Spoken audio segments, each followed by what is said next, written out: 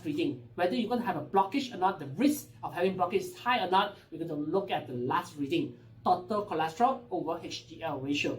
As long as you have enough HDL to have to cleanse, then the blood vessel should be clean. So you don't have to worry so much on cholesterol. I'm Charles, a nutritionist in the healthcare and nutrition industry for the past 20 years. Today, I'm going to share a very interesting topic with you. It's on how to correctly interpret cholesterol readings found in your blood test report. There are a lot of clients, friends that came to me. They are very concerned about their cholesterol readings. There are cases whereby you're having high cholesterol, but it will not cause any harm to your health. And there are cases whereby when you don't eat anything that is oily or that contains oil, your cholesterol level still doesn't drop.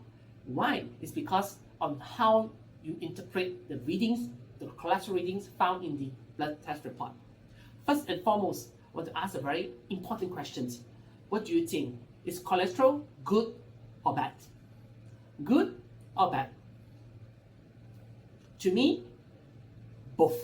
If cholesterol being oxidized and become plaque hardened around your blood vessel, causing stroke and heart attack, of course it is bad.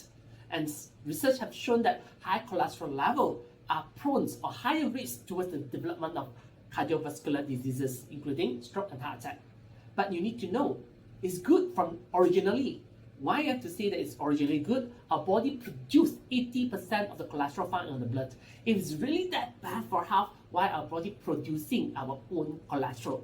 It means that even you don't eat cholesterol, your body still produces cholesterol.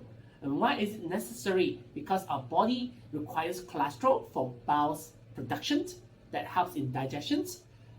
Vitamin D for production requires cholesterol too, and all the sterols, hormones that we need, all the male hormone testosterone and female hormone estrogen requires cholesterol. So that's the reason why our body needs cholesterol.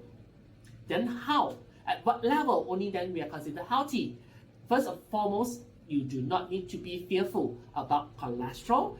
You just need to know what cholesterol that is giving you issue and how to maintain it. That is the purpose of this video, whereby we could delve deeper into all the different readings of cholesterol found in your blood test. Before we delve deeper into the level of cholesterol in the blood, first we need to understand how cholesterol and the other type of oil being transported in the bloodstream. As we know, our blood is mainly made from water, and oil will not dissolve in water. So for cholesterol and the oil, we call it triglycerides. How is it being transported in the bloodstream? We need a transporter, a lipoprotein. Its carrier is a transporter that carries cholesterol and oil in the bloodstream towards the entire body. So there are 4 types of this transporter. We call lipoprotein. We have the cyclomicron.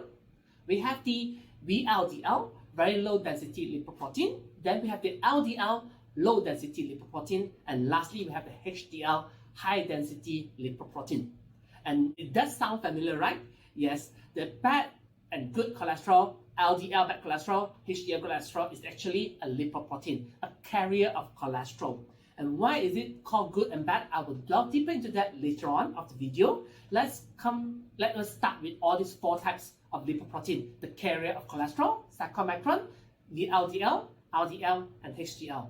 So when we consume our food that contains oil like triglycerides, omega-3, and then cholesterol, okay, we are going to digest it and then we're going to absorb it through our intestine into the bloodstream. Like we mentioned earlier on, cholesterol and triglyceride is not water soluble, so we need a transporter. So during this part, cyclomicron will be formed. As you can see, cyclomicron is a very big lipoprotein filled with triglycerides and cholesterol.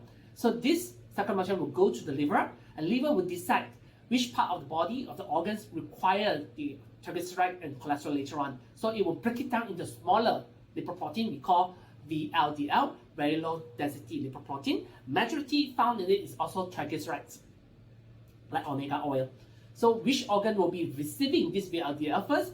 Basically, these 2 main organs, basically is the muscle and the fat cells in the body. So muscles will receive the triglycerides for energy production, fat cell is for storage. So after the VLDL reach muscle and the fat cells, whatever triglyceride has been taken up, the remaining is basically cholesterol only. At this state, it's called LDL, low density lipoprotein, whereby it's a lipoprotein mainly filled with cholesterol. Then it will be sent out to the different part of the body that require cholesterol. All these cells in the body require cholesterol for vitamin D synthesis, for bile synthesis, for hormones, male hormone, female hormone synthesis. Yes, they're going to use this cholesterol from the LDL. Then the residue or the extra cholesterol will be sent out back to the bloodstream, will be captured by HDL, high density lipoprotein. So the function of HDL is more like to take back whatever extra cholesterol from the cells to bring back to the liver to complete the entire cycles. So if you see at this cycle, nothing wrong with cholesterol, nothing wrong with lipoprotein, HDL, LDL. This is a complete cycle. This is more like a demand and supply thing. So nothing go to waste. Extra cholesterol will be bring back to the liver and nothing wrong happens here. From the earlier cycle, you can see that there's nothing wrong with LDL, the bad cholesterol. Why we are so concerned LDL increasing and cause heart attack and stroke? Actually, the story is like this. So when we consume fish oil, it contains omega-3, and fish oil also contains some saturated fat from the fish. It will contain some cholesterol too. So once you consume it, our digestion system will digest it, small intestine will absorb it and bring it to the liver. So your skin tell your liver, I want to have some cholesterol to produce vitamin D. So what your liver do? The liver produce LDL to carry the cholesterol to the skin.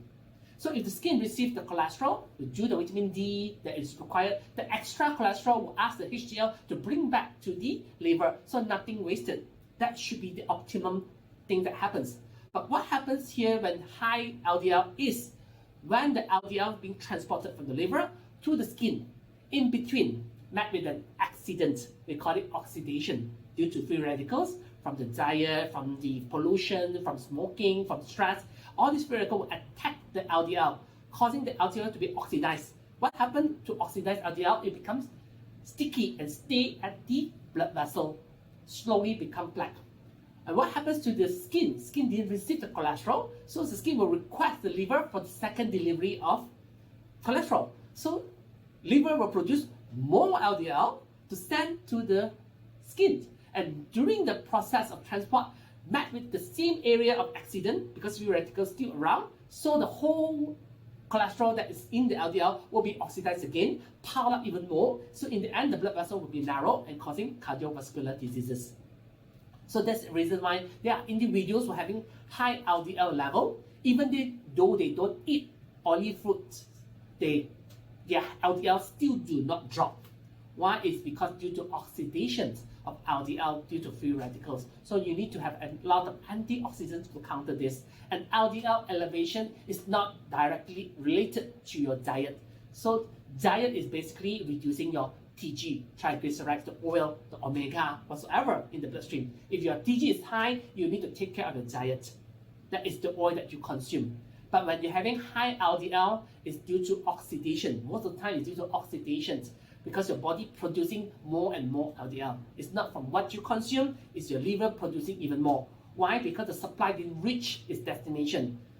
That's why the liver have to produce even more LDL in the process. So that is the reason why high LDL is related to cardiovascular diseases, and it's not because of LDL that we produce, it's due to the oxidation of LDL due to free radicals from our lifestyle and diet. After understanding about the truth about LDL bad cholesterol, basically it's not that bad, it's just doing its service, but when oxidized back with accident, only then is bad. So in blood test report, lipid profile, commonly we will have 5 readings. The 5 readings will be total cholesterol, triglycerides, LDL, HDL, and the total cholesterol over HDL ratio. So these 5 readings basically what it's all about. We look at the total cholesterol. Total cholesterol basically is a combination of HDL, LDL, and 20% of triglycerides. That is your total cholesterol.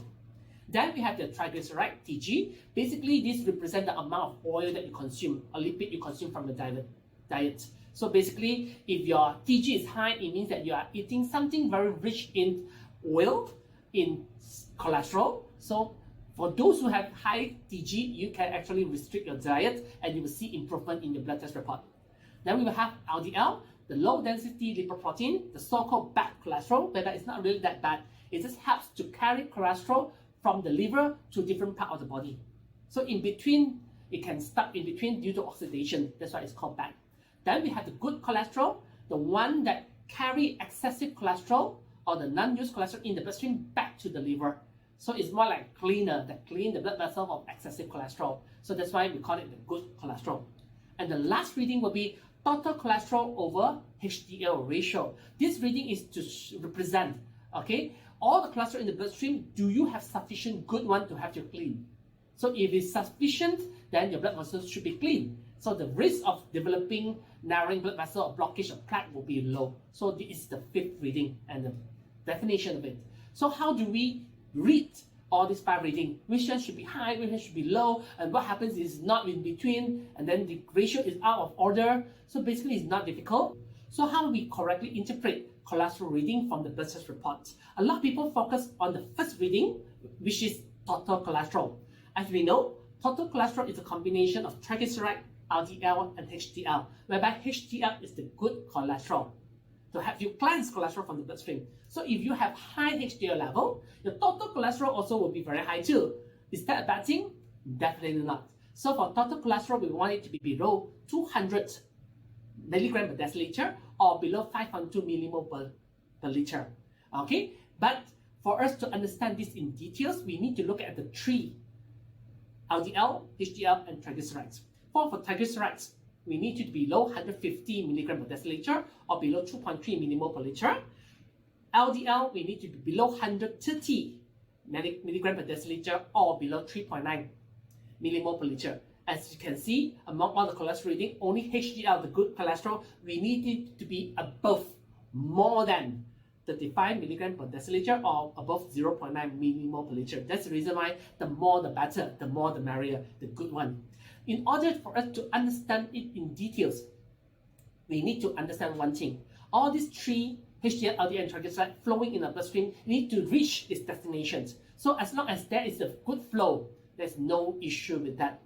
Just imagine if our bloodstream right now is like a highway, and these 3 components, the 3G, something like, just imagine it to be like vehicles, like cars. LDL will be like trailer, big trailer carrying a lot of goods. Here case will be like cholesterol, carrying a lot of cholesterol. And then we have the HDL, which is more like a tow truck on the highway. So if these 3 types of vehicles can travel normally on the highway, there's nothing wrong. But things happen when there's accidents, traffic jam. That is the point that we want to address here. So how do we know it's going to be a traffic jam or not, or how bad it's going to be? Because so many cars, they're prone to have traffic jam, yes, but when you have traffic jam, you have to remember we have HDL cholesterol that have to clear all these collided vehicles from the highway so the traffic can resume back to normal. So how do we know your cholesterol reading is good or bad, or you need to pay more attention? So we look at the 5th reading. 5th reading is total cholesterol over HDL ratio.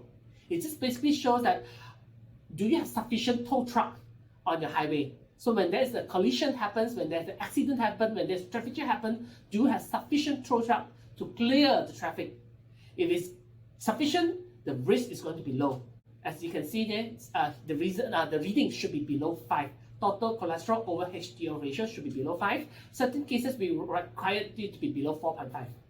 Okay, so if you do not know all the readings, you might still fully understand all the readings. Just look at the last one. The last one is total cholesterol over HDL ratio. It's more like the chances of how fast your tow truck can clear the obstructions of traffic. So basically, to show that if there's a blockage happens in the body due to oxidation LDL, how fast is your HDL is going to clear it off? If it's fast enough, the blockage will be cleared, then you'll be good. So the last reading, the 5th reading, is the most important of all. So when you read your cholesterol reading, just don't focus on one, especially the total cholesterol. You can be wrong with that. Okay, for triglyceride, it's basically the oil that you consume from your diet. The TG is basically the oil, including even though omega-369 is also triglycerides. So if you notice that you're having a high TG level, it means that you have been consuming quite a lot of oil from your diet and fat from your diet. You can reduce it then to see some improvement in your TG level. Then when you notice that your LDL is high, LDL is high is not because of the diet, it's because of oxidation. Okay, we mentioned earlier on, a lot of free radicals in the body, and then causing a lot of oxidation LDL. That's why your liver produces even more LDL after that. To counter this, you need a lot of antioxidants. Okay, take more antioxidants to resolve this oxidation issue. And then for HDL, whereby we need to have more, so far there's basically nothing much you can do to really increase HDL, but there are studies showing that good oxygen level and then doing a lot of exercise and you have very healthy balanced diet, your body will produce more HDL, especially your liver. Your liver health must be very good, okay, in order for your body to produce sufficient HDL for that part. Then, like I said, the most important of all is the last reading. Whether you're going to have a blockage or not, the risk of having blockage is high or not, we're going to look at the last reading, total cholesterol over HDL ratio. As long as you have enough HDL to have to cleanse, then the blood vessel should be clean. So you don't have to worry so much on cholesterol. So hopefully by today's topic, it will help you to understand more how to interpret correctly all this cholesterol reading found in your blood test report. If you notice this video is helping you in any way, to share out with your friends, family members, and anyone that you care. Thank you for watching, and remember to like, subscribe, and turn on the notification bell for similar videos like this in the future. Meanwhile, do watch the next video on don't ignore these early signs of heart attack and stroke. Till the next video, see you, take care, and all the best. Bye.